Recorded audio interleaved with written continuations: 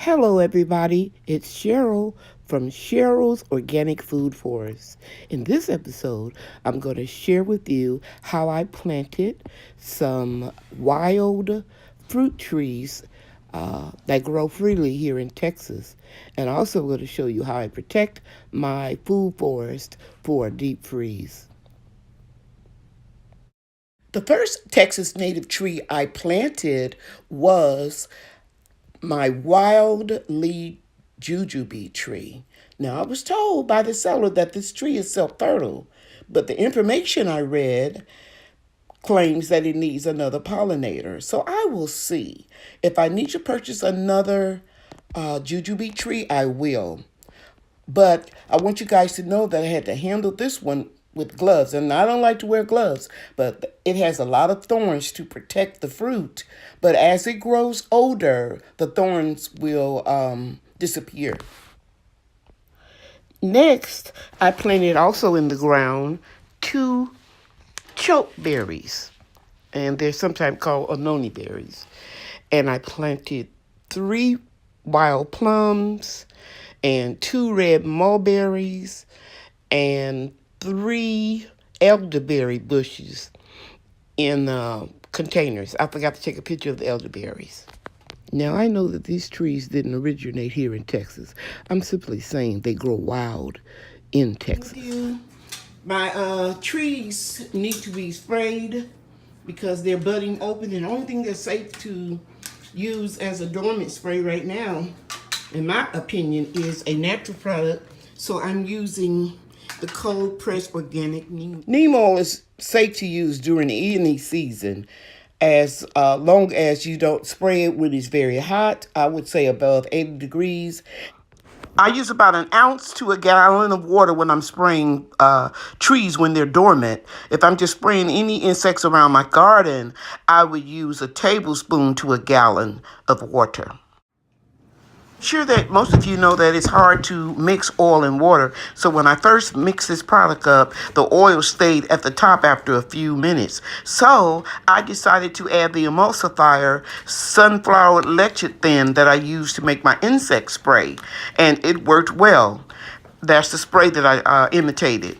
And the main thing I want to tell you guys about this neem oil spray is that it's very mild. It doesn't have a real pungent odor. And as you can see here, a few minutes later after I let that sit, the ring had disappeared around the top of the product. Now, some people will add Dawn dish soap to their solutions. However, Dawn dish soap is not organic, so I don't use it, period. Any recipe that calls for it, I just don't put it in there. Again, I'm using this sunflower lecithin that it will act as a natural emulsifier. And I hope you guys will forgive me if I'm not pronouncing words right. I think this is lecithin. It's a derivative of sunflowers. Now let me show you what's going on inside the greenhouse.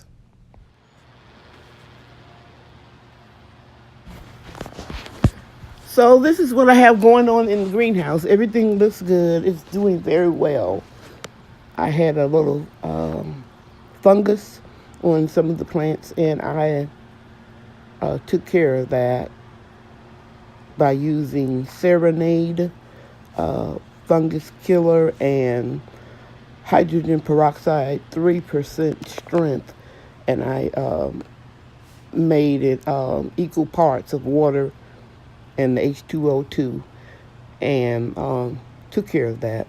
So everything is doing well in the greenhouse.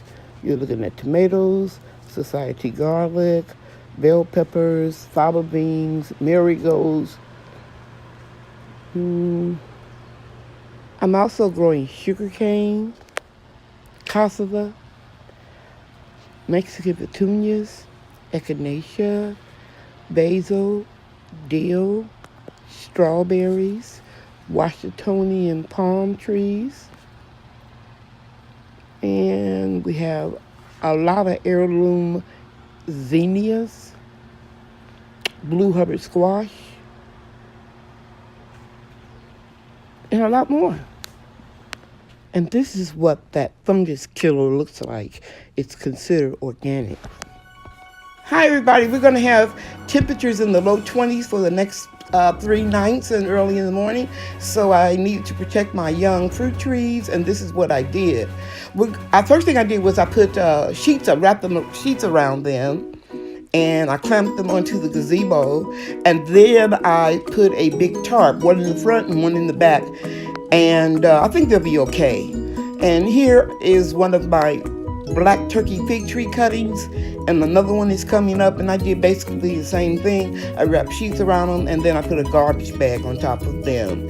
And these fruit trees, these brown turkey fig trees, were grown from pencil-sized cuttings, so I need to protect them. Even though they're cold hardy, I need to protect them for a couple of years.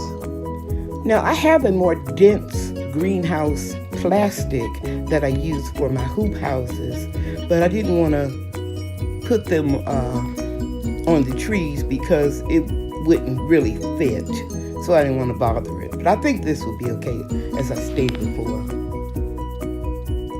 I'm praying that this Gala apple tree that is full of blooms doesn't freeze. But if it does, this was meant to be. But it's so pretty, guys. So I added a solar light down there so I can see better. I have 3 green 2-gallon pitchers, watering cans, 1 5-gallon bucket there at the Home Depot, and then another blue one right here. You can barely see it. I'll get closer. And they say, I read on a site this morning that if you put a lot of water around your the base of your trees that are flowering and budding, that it can save it. We'll see. If I lose some of the flowers, or if I lose all of them, it was just meant to be that way. I'm not really tripping, but I do want to give it a best shot that I possibly can. Bye now. I brought 4 of my citrus trees in the house and put grow lights on them. And I probably won't make another video until after our cold snap is over. And I'll let you see how the plants in the greenhouse are doing and how my fruit trees are doing. I thank you all so much for taking time out of your schedules to watch my videos. I love each and every one of you. If you like this video, please hit the like and subscribe button. Thank you for watching. Bye now.